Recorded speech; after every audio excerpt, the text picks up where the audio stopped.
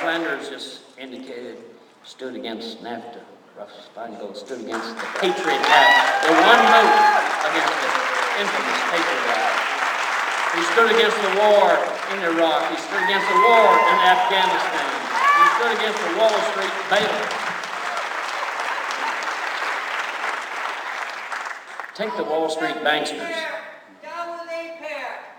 Take the Wall Street banksters, please. Free Palestine! Free Palestine! How will they fare?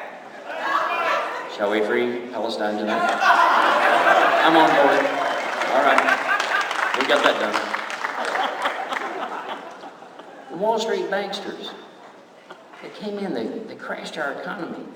They grabbed multi-million-dollar bonuses for themselves. They whined then that they are not loved by the American people.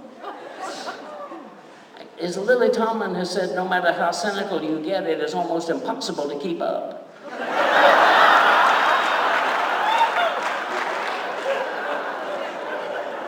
Goldman Sachs, this year, Goldman Sachs paid their top bankers $20 billion in bonuses.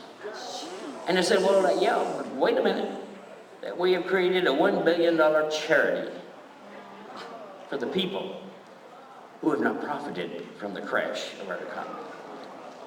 I'm going to tell you a quick story about what the gods think about charity. This is a story that Earl Long used to tell when he was governor down in Louisiana. He told about a rich man who tried to get into heaven. Now, if you went to the little Methodist church that I did in Denison, Texas, you would know that you do not just go into heaven. You approach the pearly gates. And at the pearly gates, there's an angel going to review your life. And then St. Peter is going to decide whether you come in through the gates or not. And so here comes this rich man.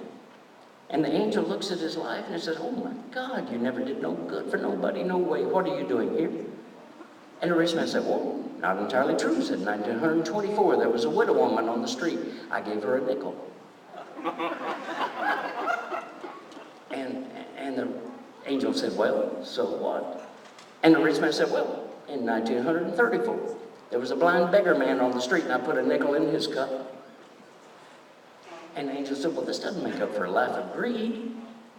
But the rich man said, wait a minute, I've got a consistent pattern of philanthropy.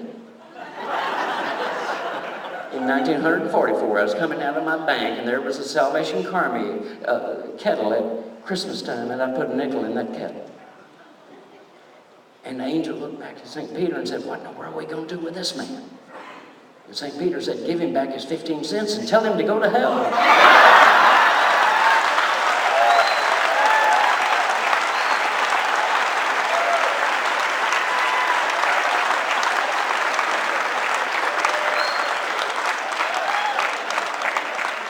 It's not charity that we want in this country. It's economic fairness, social justice, equal opportunity for all people. That's what we represent. That's what Americans are about.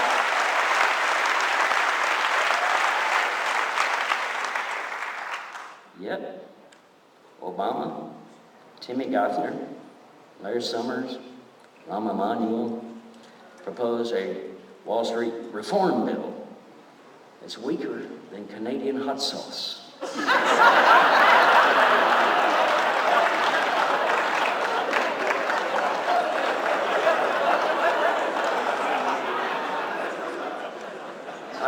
I have a new proposal, and I hope Senator Feingold will carry this to the Congress of the United States into high office. So it's a proposal that we would allow our drug corporation, the pharmaceuticals, Big Pharma, to collude.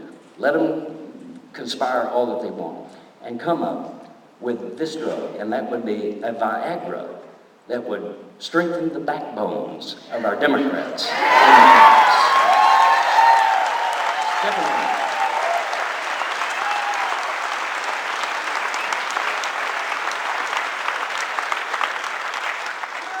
Only one Democrat